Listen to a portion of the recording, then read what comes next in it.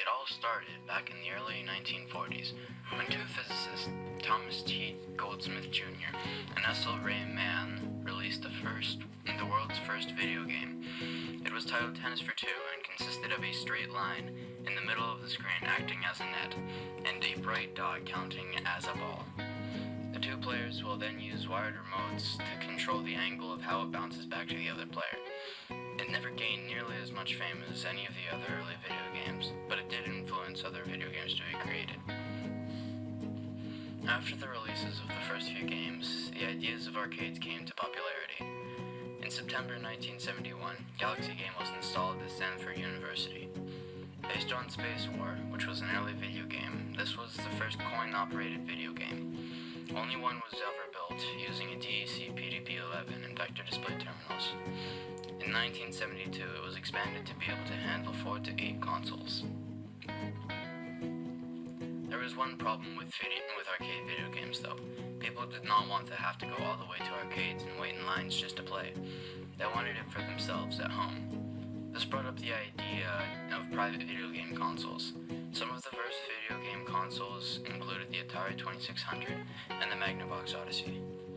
They are much smaller and more efficient while not needing a coin for every round that you play. They're also always within reach, although they are slightly more expensive.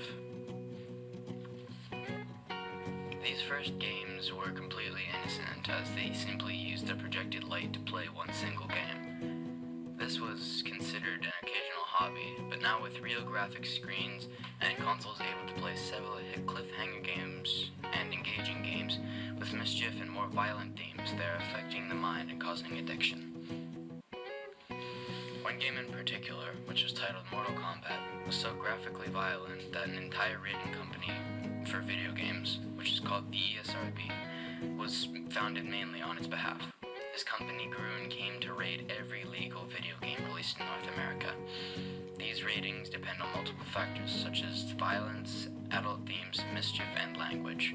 The ratings are divided into 6 categories: children 3 and up, everyone 10 and up, teen, mature, which is 17 and up, and adults only.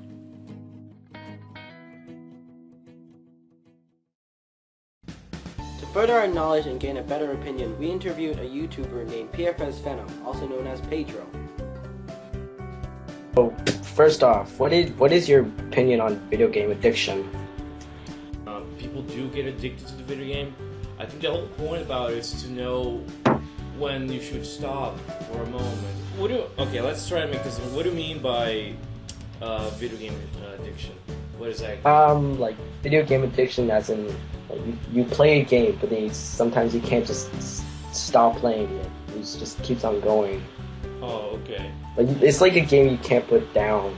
Video games are fun. We do enjoy playing them, but I think you must have in your mind, you need to know when to stop playing it. You know, there's always a time. You need to take breaks. It's not just about video games. It's about everything. You can't keep constantly doing the same thing. You know, you need to know when it's time for you to stop. So that's what I think. You know, people can get addicted to video games, but people should also know when they should stop.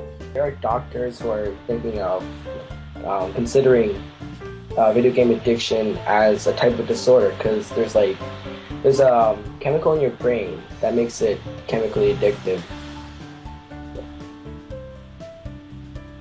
What do you want me to say about that? So, like, do you think it should be considered a disorder that needs to be treated? I believe that some people might have more issues than others.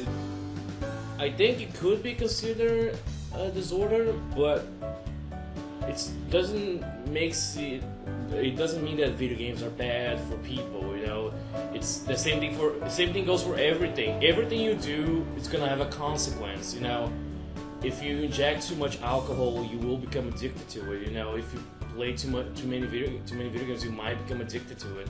Of course, right now what I'm saying might sound completely stupid, but that's just my opinion. Many people consider video games to be entirely bad, although there are a lot of good effects about video games. Unfortunately, most of these effects vary based on the genre of the game itself. For example, First-person shooters are the types of games that increase your hand-eye coordination. The players need to keep track of everything that's going on. It's completely vital to the situation at hand. Once the player is able to track this, the player must coordinate the movement of his and her hands to incorporate the brains and the visual thoughts and reactions in order to become successful. Another basic example is cooperation. Games like Team Fortress 2, League of Legends, or even sports games require teamwork and cooperation in order to succeed. This requires and encourages players to work together, which will build and develop a great skill that will be used throughout for your entire life. Some games can also improve the player's resource management and logistic skills. Games like Repolis or SimCity teach the players to manage the resources in which they are limited and the best use of what they should use it for, exactly like in reality. Not to mention an underestimated advantage, reading and math skills.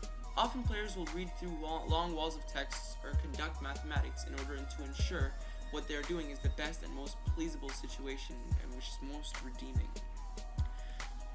My final example is problem solving and logic.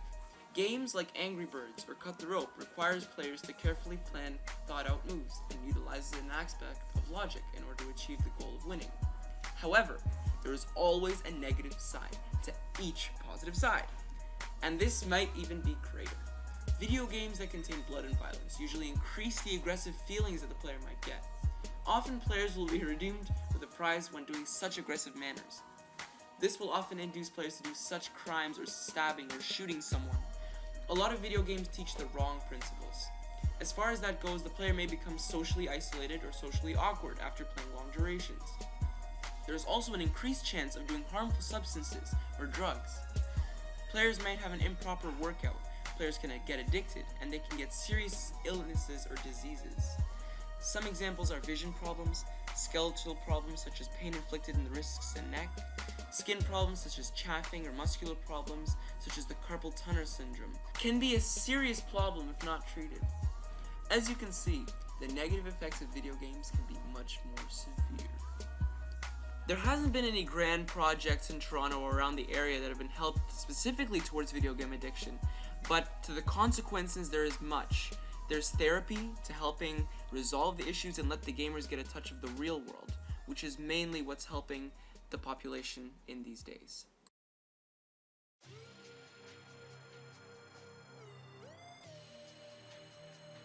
Did you know consumers spent $25.1 billion on video games, hardware, and accessories in 2010? Did you know 72% of American households play computers or video games? Did you know the average game player is 37 years old and has been playing games for 12 years? Did you know 42% of all game players are women? In fact, women over the age of 18 represent a significantly greater portion of the game-playing population, which is 37%, rather than boys aged 17 or younger, which is 13%. Did you know? In 2011, 29% of Americans over the age of 50 play games, an increase from 9% in 1999. Did you know 55% of gamers play games on their phones or handheld devices? Did you know parents are present when games are purchased or rent 91% of the time? Now you know!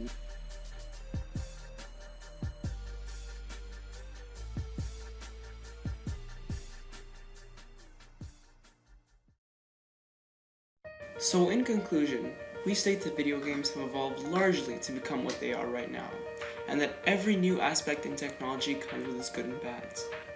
In this case, the negative side affected not only the brain, but the posture and fitness of the physical body, which ended up overpowering our positive side to the story.